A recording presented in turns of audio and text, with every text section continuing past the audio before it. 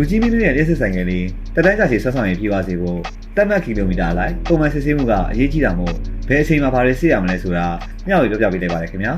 မမောင်းနေပြီအချိန်တိုင်းတွင်ဘက်ထရီနဲ့မော်တာအချိန်ချင်းလက်ကိုင်း brace နဲ့မီးစနစ်နဲ့ဟွန်ဆိုင်ငယ်တော့ဘိန်းများတာယာများကိုစစ်ဆေးပါကီလိုမီတာ1000အသုံးပြုပြီးပါက brace နဲ့မူလီနက်ပုံးများတင်းကျပ်မှုအနေအထားကိုစစ်ဆေးပါ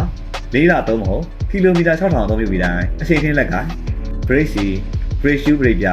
brace နဲ့ရှေ့မီးချိန်ကြီးတဲ့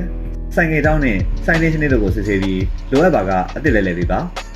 ရှစ်လသုံးဖို့ကီလိုမီတာ1000ပြည့်ချိန်တိုင်းတွင်မူလီနဲ့နက်ပုံးများဘိန်းနဲ့တာယာများစတီယာရင်ကောင်ဘယ်ယာရင်တို့ကိုစစ်ဆေးပြီးလိုအပ်ပါကအသစ်လဲလှယ်ပေးပါနှစ်နှစ်ပြည့်ချိန်တိုင်း brake ကိုပုံမှန်အသစ်လဲလှယ်ပေးရမှာဖြစ်ပါတယ်ခင်ဗျာဝင်တာ EV လေးပိုင်ဆိုင်ထားပြီဆိုရင်တော့ကျွမ်းကျင်ဆက်တွေပညာရှင်များစစ်မှန်သော OBC များအသင့်ရှိလို့စစ်ဆေးထိန်းသိမ်းမှုတိုင်းမှာဂျုံကြီးစိတ်ချအဆုံးဖြစ်တဲ့ NCA မြန်မာ 3S ရောက်ပြခင်များစီကိုသာအရောက်လာခဲ့လိုက်ပါခင်ဗျာ